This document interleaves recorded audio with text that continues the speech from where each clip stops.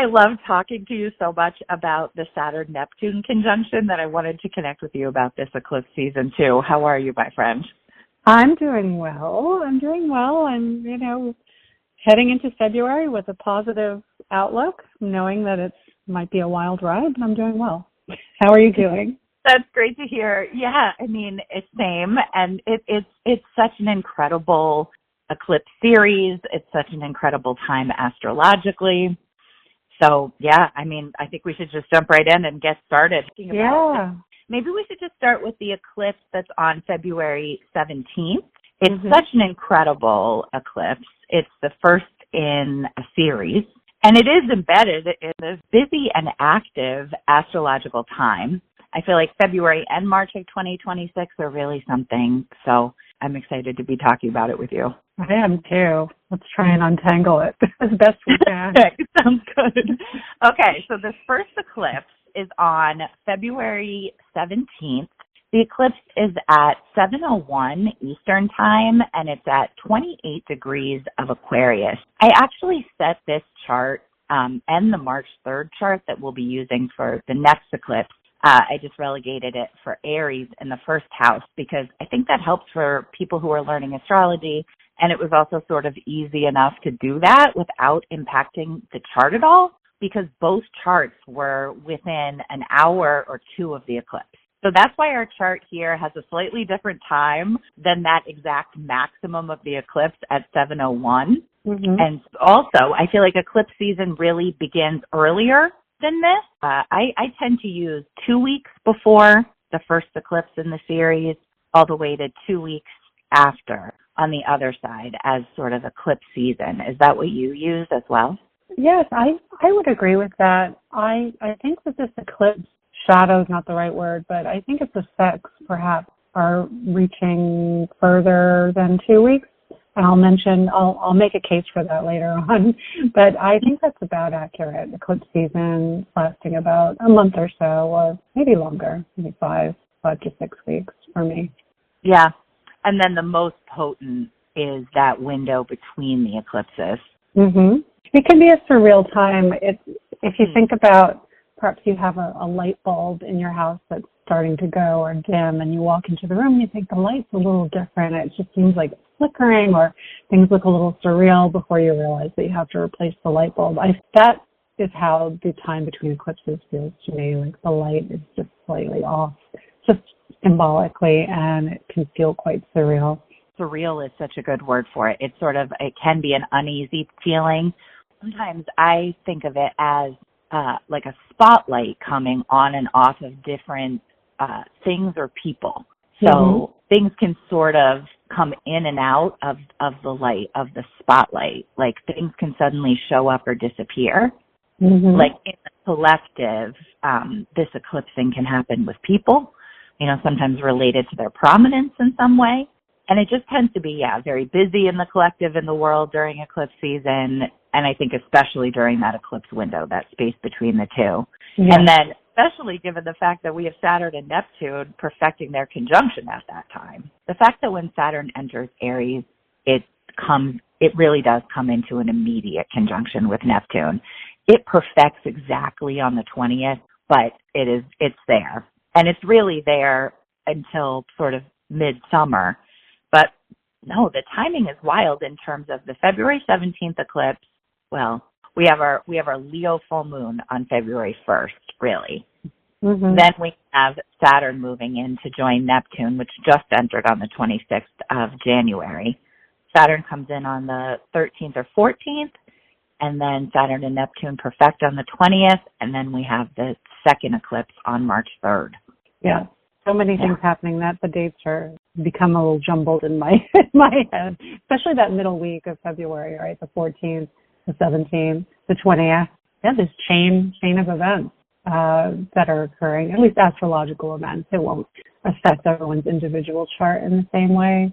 That's where it's useful to know where your personal points are. Certainly, though, the Saturn-Neptune conjunction is more of a collective aspect that will have really dramatic effects for quite a few people. But I digress because we did another podcast on that. It is hard not to put them together because it feels like those signatures are sort of amplifying each other. They're just going to amplify. Mm-hmm. Yeah, they're so near each other. I think it's so easy when we're in the thick of a very busy astrological period and we're paying a lot of attention to what's going on with the astrology to sort of pick it apart. And it is more accurate to back up from that and kind of detach a little bit from these dates. Not that something isn't poignant about the 20th and the 17th and the 3rd, because these eclipses are a part of eclipse series, as we'll get into. They relate to other eclipses 6 months ago, 6 months in the future, further ahead and back than that. So nothing happens in isolation, and it's not on that exact day. Not that February won't be especially busy. And I mean, the nodes haven't even changed signs yet. They will in late July. So I do kind of feel like this eclipse is sort of a preview eclipse, but I do think that we'll feel it because of everything that's going on astrologically, and then also because it's the first in the series. And also Pluto's there. What do you think about the fact that Pluto is in Aquarius for this eclipse? I think it just adds another level of tension and power. Well, Pluto is about power often, so it seems to lend its gravitas and power and its ability to dig things up. Probably it's not its ability, but its tendency to dig things up that we've been ignoring, or that collectively or individually. That's how I see Pluto and Aquarius. Pluto and Aquarius is a very, it lends definitely a shot of power to this eclipse. Yeah, a shot of intensity, depth. I completely agree. And then also Uranus is wrapped up in this eclipse because the sun and the moon are square to Uranus at this time, which I just want to say, too, what's crazy about that is that really means that all of the outer planets, all of which are very busy right now, are sort of touched in some way by this eclipse, because Saturn is ruling the eclipse, and that Saturn-Neptune conjunction is quite prominent, even if it wasn't. And then Pluto's there in Aquarius with the sun and the moon at the time of the eclipse, and they're squaring Uranus, bringing Uranus into the mix. So I don't even know what to think about. These are two different questions. First, to talk about what do we think the significance is of all the outer planets being involved, and then maybe we could talk about Uranus as its own, the Uranus square by itself. Yeah.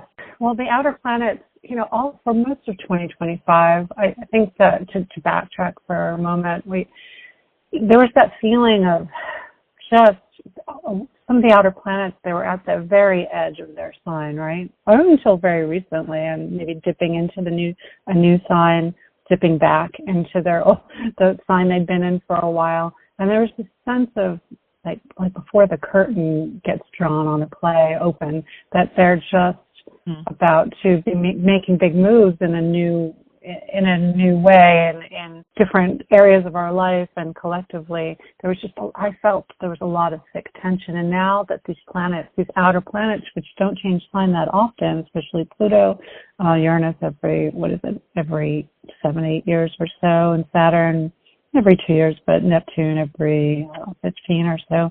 So the fact that they were all about to cross over into new signs just built up this tension. And now that they are actually doing that in earnest, because some went direct, then retrograde, then direct again, it feels that time and events are going to be sped up. And we're already sensing them in January. The news cycle was intense, to say the least, and things seem to be happening at a very fast rate. It doesn't feel like a relaxed time. It feels like an accelerated time.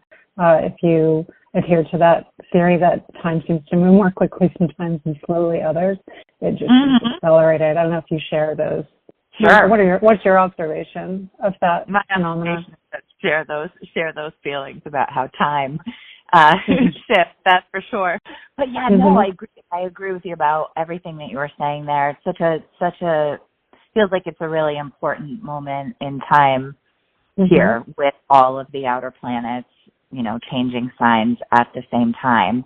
And maybe I'll just throw the dates for how long each of those outer planets will be in these new signs up on the chart here, just so can check that out, because it is kind of interesting when you go, till 2038, till 2044. These are very long cycles that we're entering into. Yes, it feels like quite a momentous time. And with this cluster of planets, it feels very potent, right? Potent with the possibilities of major shifts that are happening. And Uranus kind of makes it feel even more possible that there could be something shifting, something that could happen, sort of sudden events or surprising sudden developments in some kind of a way. Uranus can bring, and then it's like we're working with Uranus and we're working with Aquarius, so that just makes me go even more towards the sort of rebellious, restless energy. They're amplifying each other there. Yes, I agree. Yeah. It could even be like a sudden realization in some kind of way. I think sudden, Uranus can sort of be sudden, and then Aquarius is so mental. This feels like a thinking eclipse in a lot of ways, where it's not maybe as emotional as the one that we'll talk about next. It feels more external. So I agree with you. I think solar eclipses do tend to bring about more external events, or seemingly external events that happen to us, whereas lunar eclipses can certainly feel more internal. There's internal changes going on. And absolutely right. So and it's interesting you say that this one, did you use the word communication or information? Information, mental.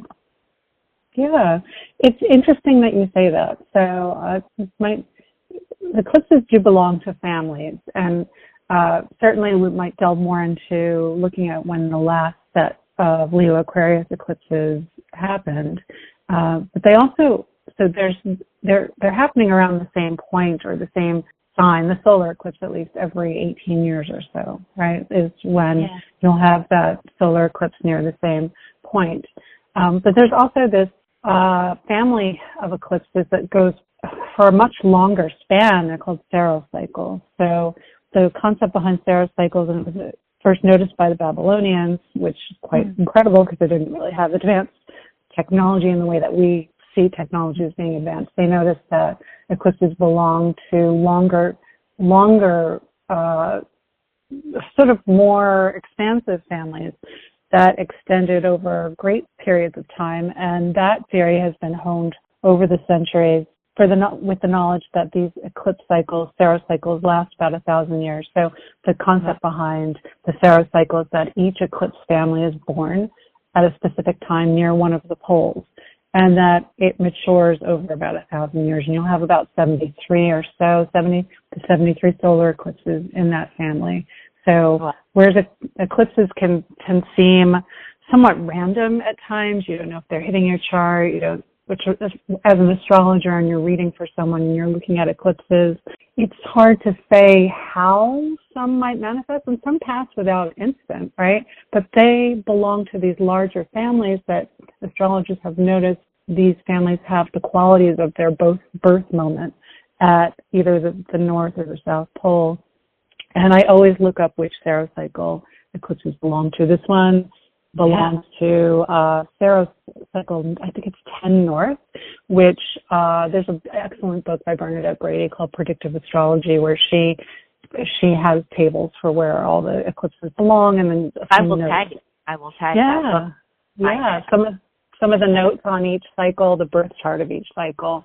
So for 10 North, her notes on that particular cycle is that it has to do with information and communication and perhaps surprising news and events in the news, perhaps frustrations around paperwork and bureaucracy, and surprising news specifically around young people. Yeah. So, it's interesting. Very interesting. Yeah, she uses an excellent example of a series of of eclipse. I think Pharaoh's 14. We had Gutenberg inventing the printing press, Copernicus coming up with the theory of the sun being the center of our system rather than the Earth, Newton publishing his theory of physics, and Einstein publishing the theory of relativity were all on the same eclipse cycle. So they all had the same sort of, paradigm shattering theories that all came out on the same cycle. It's really fascinating, and if there's any astrologers out there doing research on that, I hope to find it, because you could fall down a rabbit hole with that one. Let us know in the comments for sure if anybody knows about that. That's really fascinating. Thank you for sharing that. Maybe it's a good time to actually talk a little bit about this eclipse within that larger cycle. Oh, yeah, absolutely.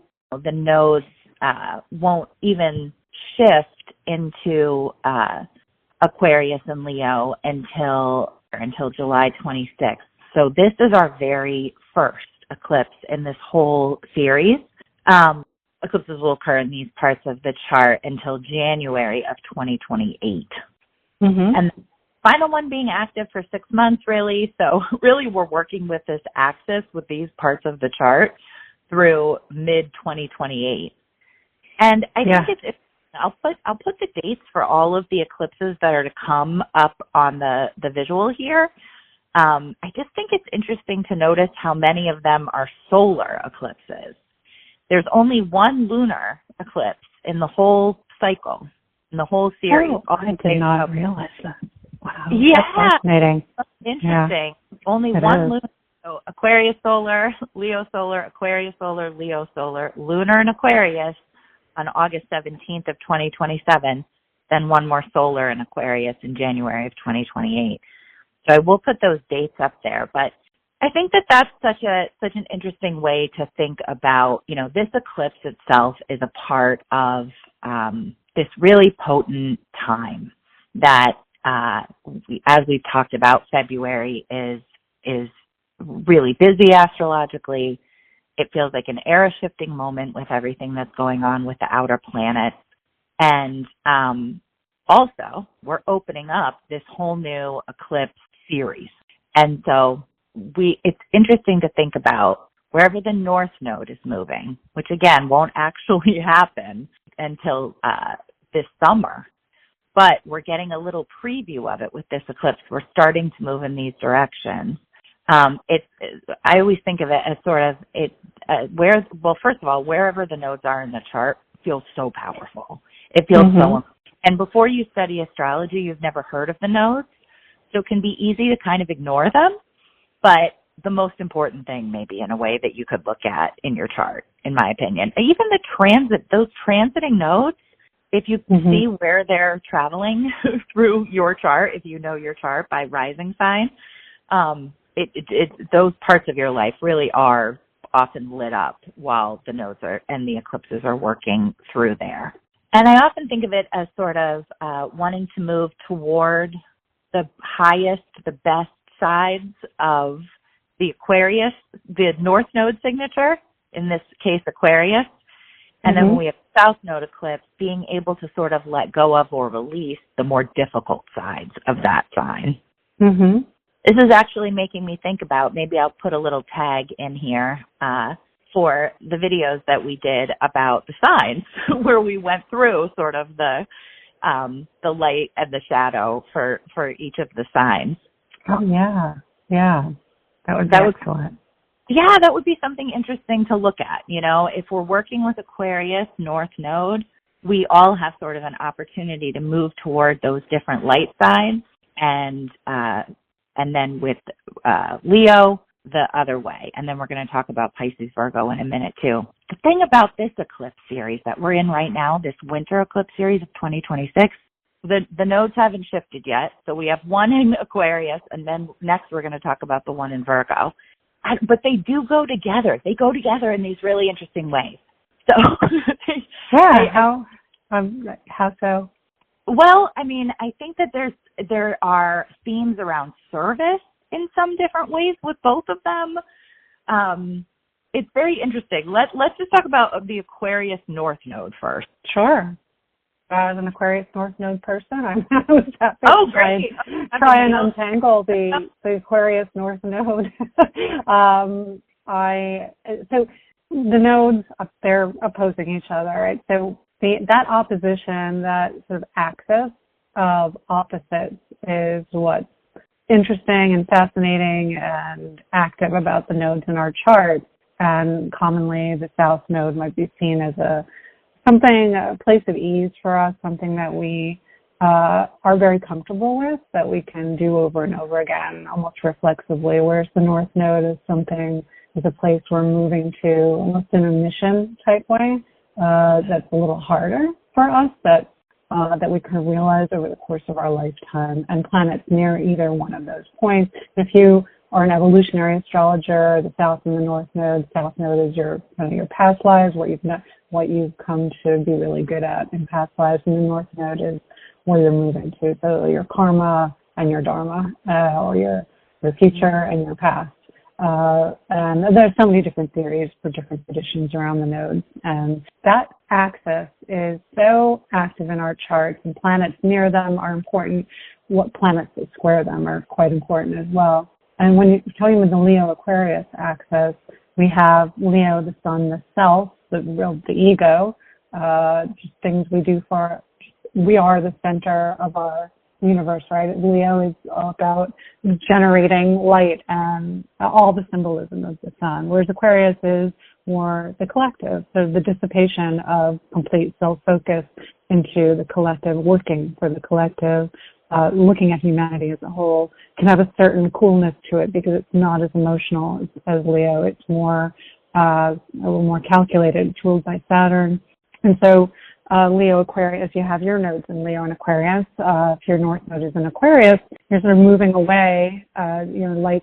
Part of your life theme might be moving away from focusing on your own needs and focusing more on the collective and moving humanity forward as a whole.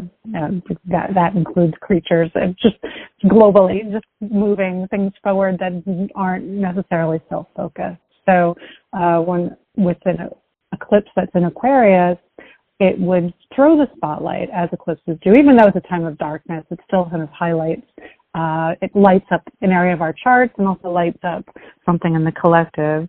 And from my perspective, that thing is, how do we all work together as a group, as a collective, and kind of forego our own needs, our own just specific needs, to compromise, to see the bigger picture.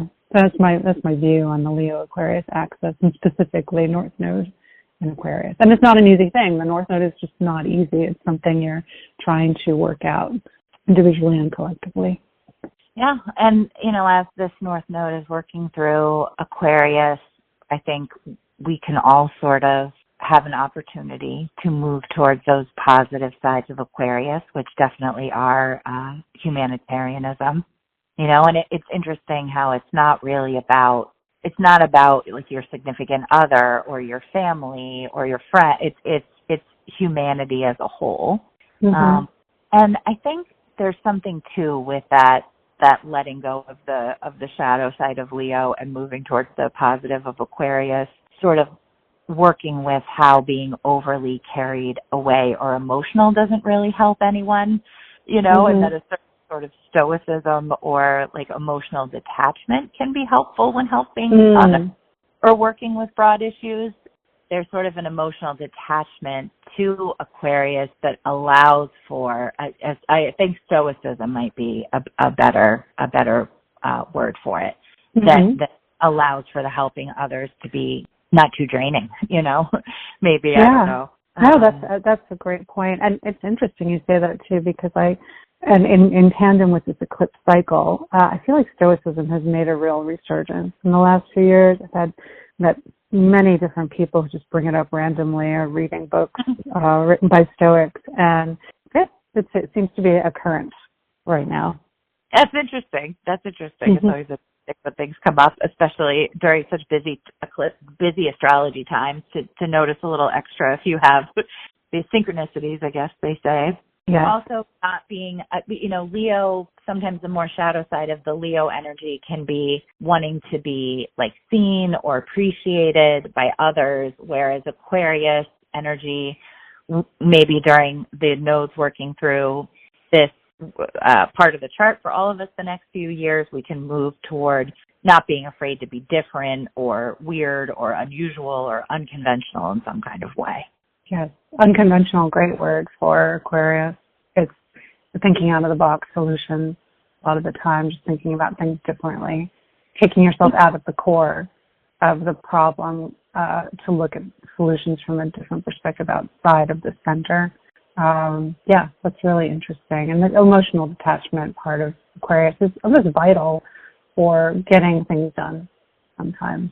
I think of this is not necessarily, this is more of a Virgo Pisces axis thing, but doctors and nurses who work in very intense environments and with heavy themes of illness and injury, there needs to be a detachment there, and that detachment can be extremely useful.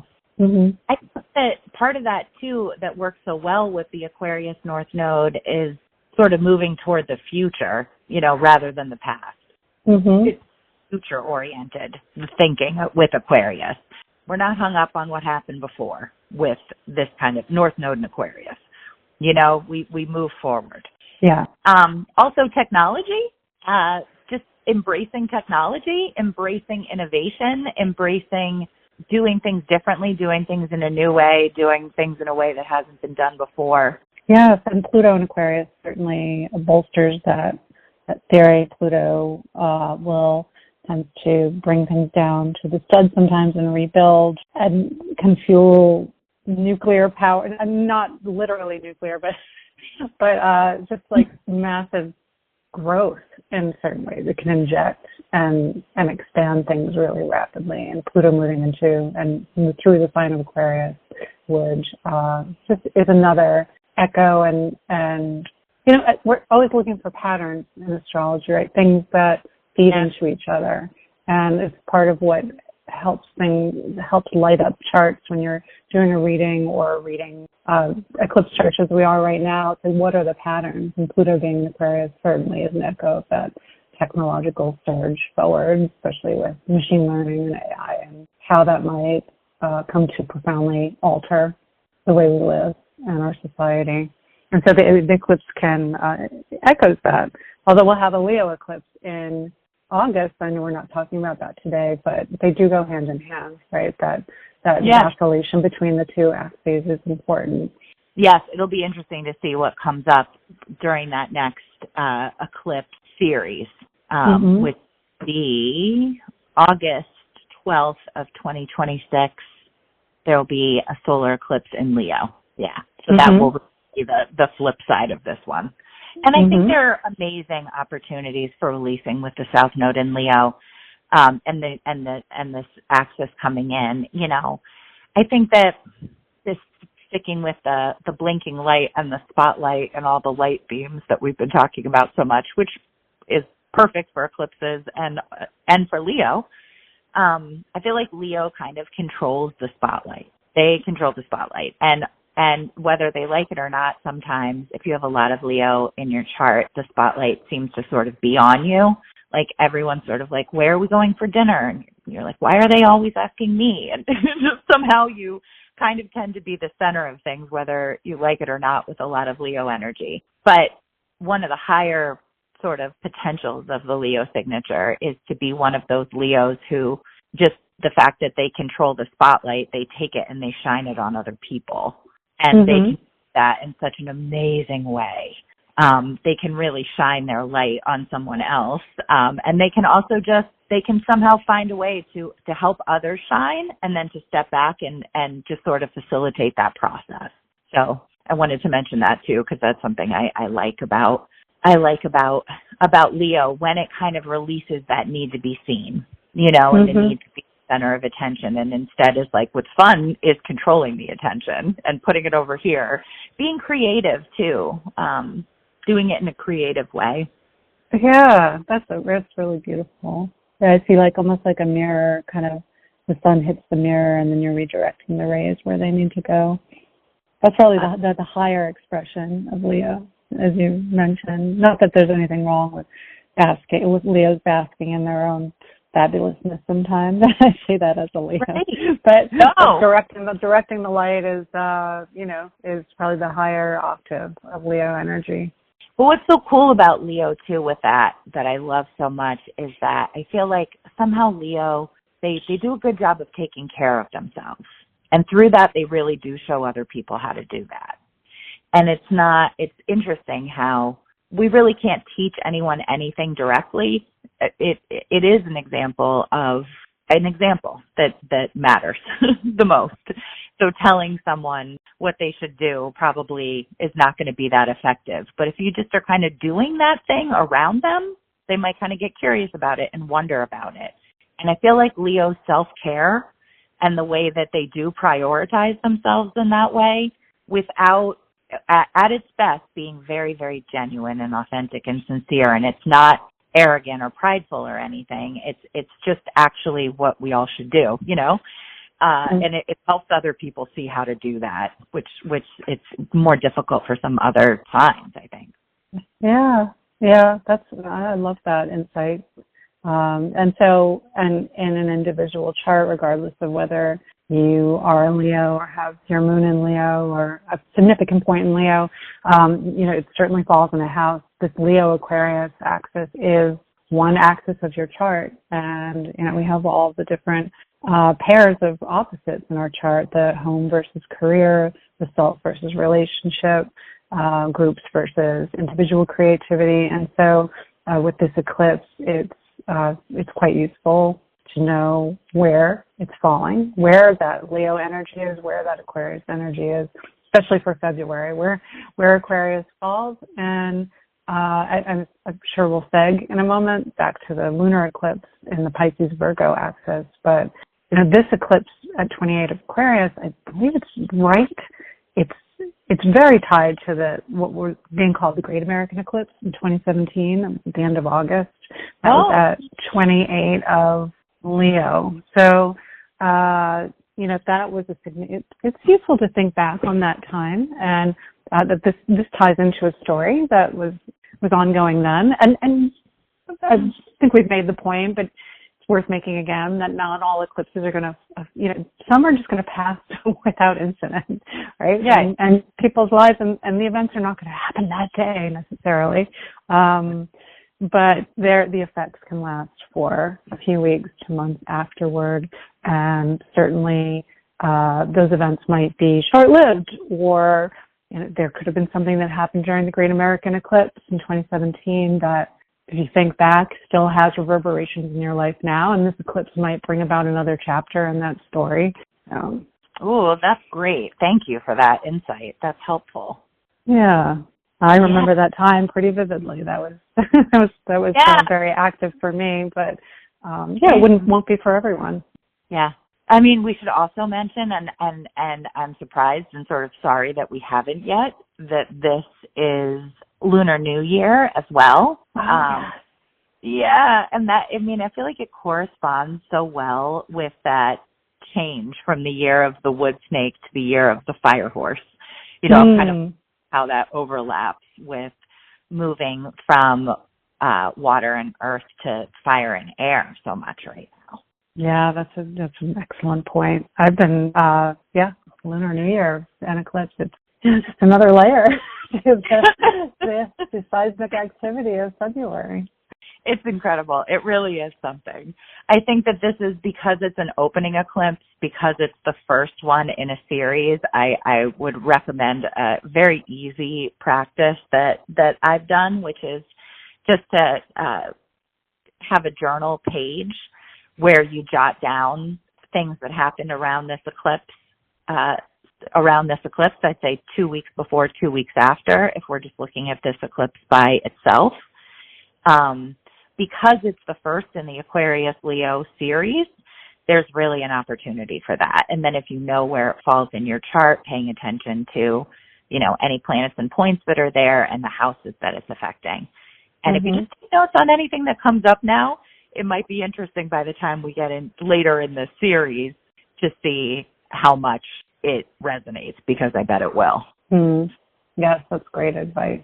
I'm also pondering the Lunar New Year, which is also Tibetan New Year, Losar, and that there are rituals of purification before Tibetan New Year, just cleaning the body, cleaning the home, letting go of things from the year that you don't want to hang on to any longer. And because eclipses can be pivot points, they can be the start of new chapters. It might be another useful thing to do is just think on what you do want to let go of, especially if you're going to be juggling new energies come after, eclipse season and beyond. What is not serving you anymore, and that's more internal stuff as well. So that's more lunar eclipse territory. But yeah, Tibet goes through every year. Tibetans, doing lots of cleaning in the week before Losar. So. Yes, I think it makes sense with any eclipse. I feel like the whole what's coming in and what's going out gets blurred with eclipses. There are tendencies towards, with the solar, it's more external, and with the lunar, it's internal, and North Node we're moving towards, and South Node we're releasing, and these things, but it can where something begins and something ends can get a little bit more confusing. So I think it's a great time for releasing what does not serve you during any eclipse, really. Yeah, it's like the new moon on steroids. It's interesting. This eclipse cycle is all solar, but there's only one lunar eclipse. Yes. So the next one, the switch over to the March 3rd, when we start talking about this March 3rd chart, are you ready to start talking about March 3rd? I am. Okay, let's do it. So that one is the opposite. It is all lunar eclipses except for one solar. Interesting. Yeah, so those eclipses ran from September of 2024 through February of 2027.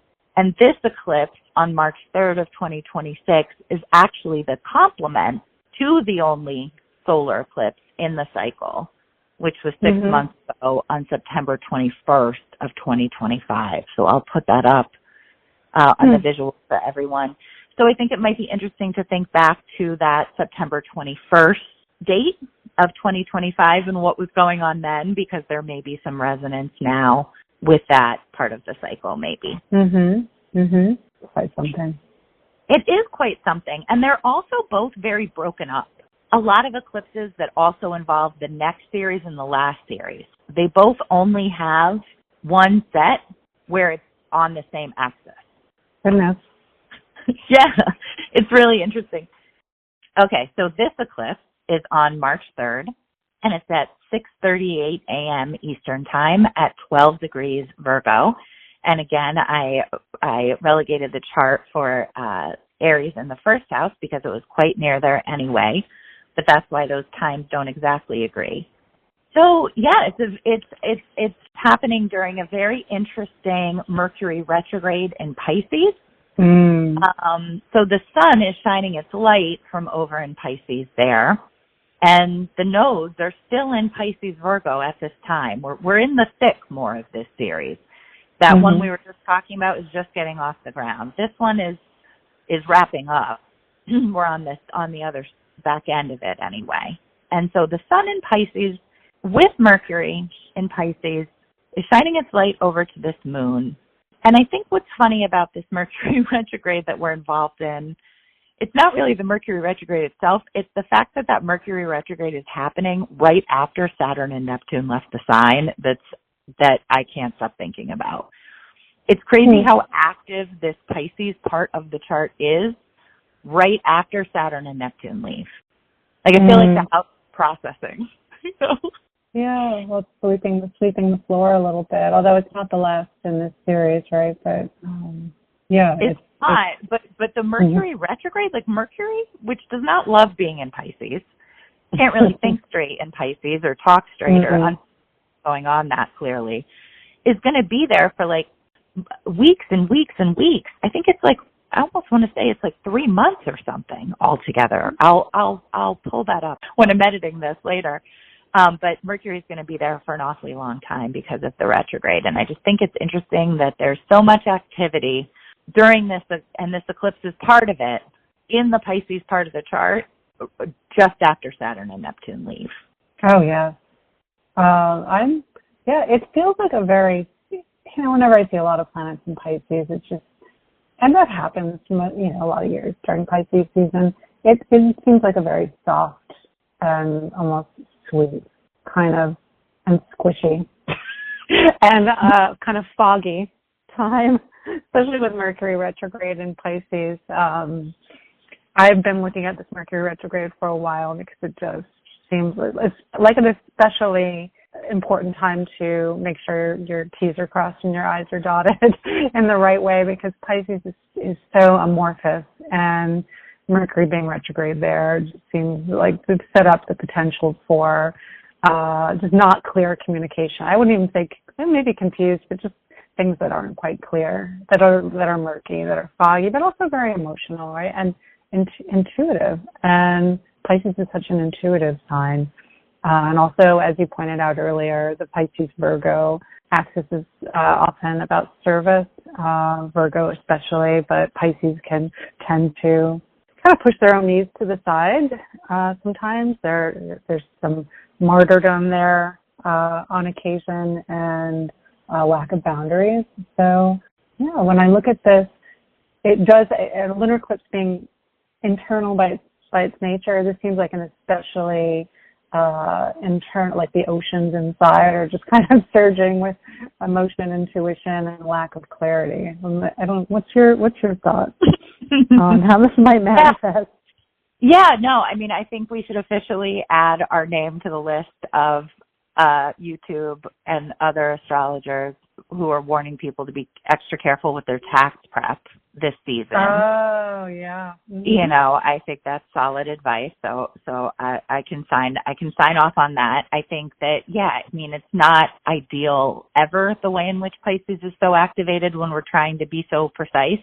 But that, mm-hmm. That's the thing about that axis. It is so interesting.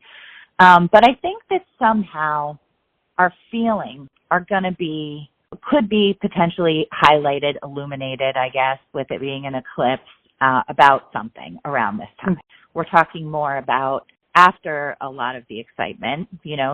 Saturn has moved into Aries by this point. Maybe a lot is happening in February. By the time we get to March, it's almost like, Pisces can help us really process, sort of make meaning of things in a symbolic way, dream about it, And so maybe there's some processing, some opportunity to process here and just to understand our own feelings in some kind of a way.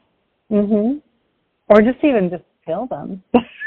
just feel them. I was thinking wow, what a nice, if you're, dating, what a nice time to just have like some kind of love affair, just all that Pisces energy that, if you're not taking it too seriously, just to like be enveloped in that kind of gaga love for a little while. I actually really like this Mercury retrograde. I think it's not great for doing your taxes. And mm-hmm. I think there's a bunch of things about it that are not great for sure.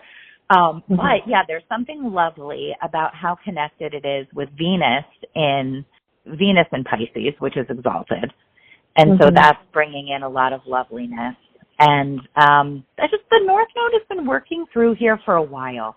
So I think that we've all learned with these eclipses on the Virgo Pisces axis about letting go a little bit, about not needing to have everything figured out, planned out, know exactly what's going to happen next. I mean, I think back to the way I used to plan my life, and how much looser I am about, being flexible or things. And I don't think I'm the only one who's like that. It's kind of what's needed in these times is a certain degree of flexibility and prioritizing, taking care of ourselves enough and listening to ourselves enough to maintain that flexibility, and that feels like a great way to use Virgo energy, to not overdo it,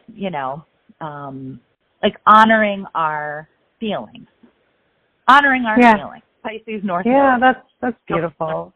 Feelings, yeah. Mhm. And also a little bit surrender and be able to go with the flow a little bit. And so we're prepared. We're prepared for this time because we've been working with these energies for a while. And we're ready to sort of spiritualize the experience if necessary, you know, tend towards compassion and yeah. Yeah. And I feel like it's probably just specific to my sphere, but there's always a lot of caretakers out there.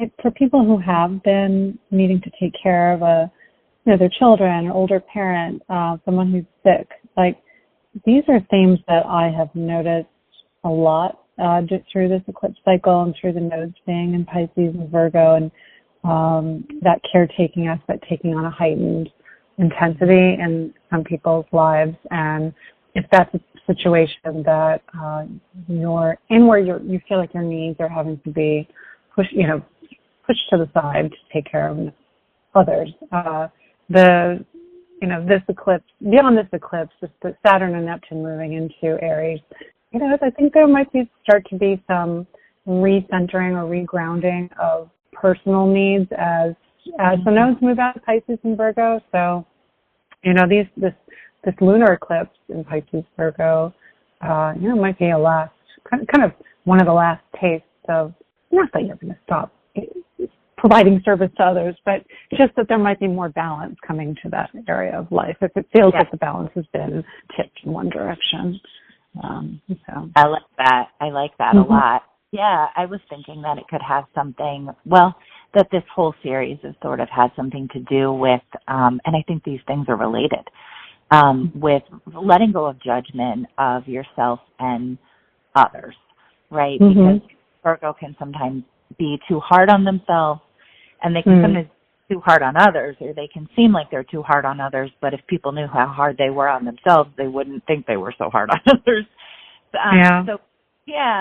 So Virgo energy so letting go of the more difficult sides of the Virgo signature, as we've been doing with the South Node moving through this part of the chart, we've sort of been able to let go of that side. And I think that letting go of that judgment of self and others can lead to that more authentic and rewarding side of Virgo service, which is more about connecting without judging. So if someone needs help, you just help them. You don't think, well, maybe you shouldn't need this help, and how come you're asking me for this help? Instead, service can be given in a different way to others when that releasing of judgment is, as it comes more and more online, which maybe it's something that we've been working with a little bit. And it might be interesting to think back to September of 25 and what was going on then and how that relates to some of these themes, whether it's service to others or not needing to have a plan. There's something sort of brave as well about Virgo. Letting go of needing to do it perfectly. When we let go of needing to do it perfectly, we could be very brave. And so you might think back to September or through this whole eclipse series or this one in general, and ways in which letting go of needing to do it perfectly allowed you to take a risk or do something. And that feels like Aquarius too. Both of these eclipses, there's like risk. There's the willingness to take a little bit of a risk. And it probably feels different to different people when you let go of needing to do it perfectly. But if you don't need to do it perfectly, then you can do it a little uncomfortable. And so that kind of sometimes can push people into doing something a little out of their comfort zone, I think. Yeah. Especially as Aquarius, I definitely see that. But yeah, that's a great point about Virgo too.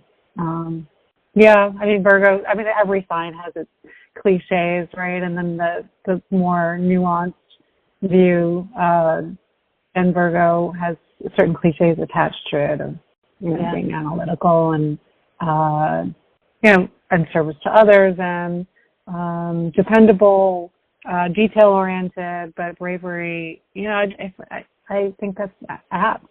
Yeah, that's really interesting.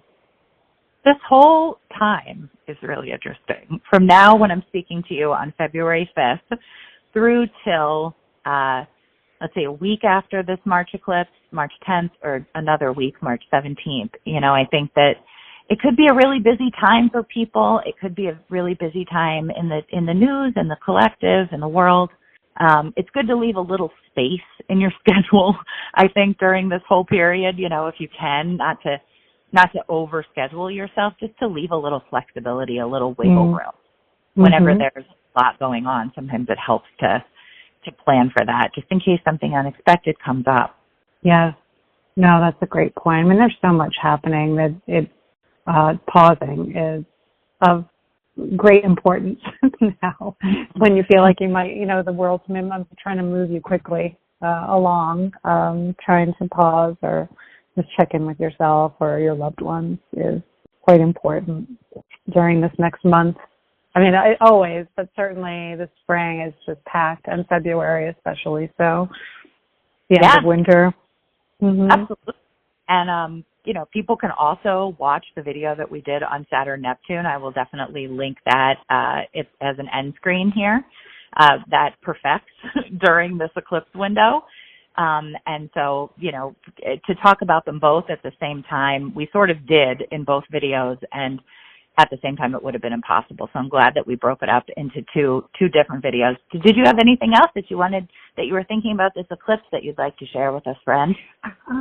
Just generally speaking about eclipses, and I'm repeating myself at this point, but it's not something to necessarily quake in your boots over, because it might not be affecting your chart in any kind of direct way. And if it isn't, and this one, it's useful to know your personal points, and which can be a challenge because there's many of them in a chart. But even if it's not, you can look at your chart, see that it's not quite affecting it directly. Know that people around you, there are some people around you who are going to be affected. Like a great metaphor when I was looking at Sarah's series was that you can't really watch a hardwood tree, like you can't watch a tree grow in its entirety. You can't sit there and stare at it while it matures, right? It's going to mature over lifetimes. And so it seems almost like it's a random tree, but the cycle, the tree is part of other trees and a pattern in the forest, right?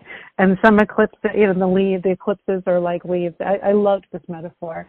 And so when you're walking in the forest, are you going to be, is a maple leaf going to fall on your shoulder, or are you going to get hit in the forehead with a pine cone, or is there like a tree limb just going to like crack off and fall in front of the path? Like it's hard, you don't know, life is somewhat about chance, but eclipses are affecting different people in different ways. So even if you are passing through this time in a relatively quiet way, being cognizant of the fact that there are others who might be meeting some challenges right now or sudden events in their life is useful to make sense of what's going on in your workplace or your school or whatever space you find yourself in. Your relationship as well. And I think it's always good to remember, too, with eclipses that good things can happen suddenly and can surprise us, too. And even just with urine, because I think we think of something sudden or something surprising in our minds just because of, living lives and negativity, bias, and all the things. But sometimes really catches by surprise. Absolutely. New job opportunities can be sudden, new, pregnancies and all kinds of great stuff.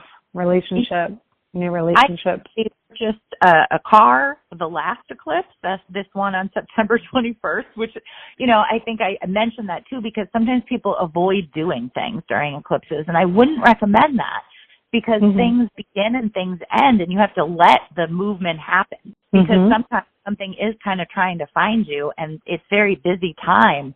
So, it's a good time to sort of let the changes happen if they're trying to happen. Yeah. And also sometimes changes that don't seem pleasant at the outset do absolutely make room for something even better to come on their heels. So, keeping the long view is always useful.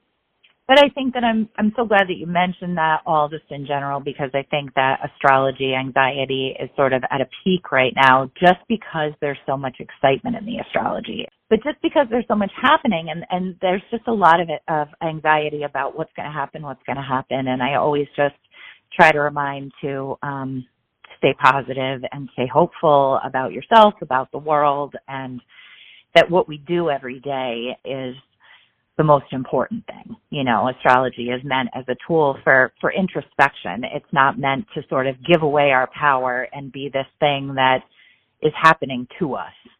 That's not really what's going on. You know, we are the most powerful thing in our lives. And so, yeah, working with our minds and our thoughts to try to stay positive and hopeful and keep going and all that is so important. Yeah, I love that. It's just such a good point. Astrological anxiety is rife.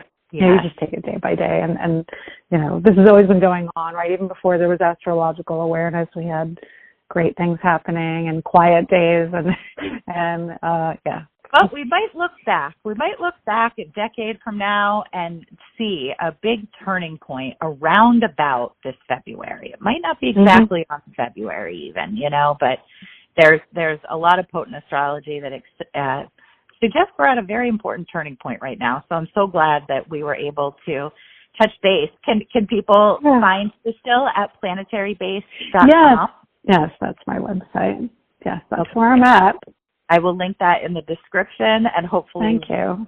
Have you back again soon to talk about some more astrology. I would love that.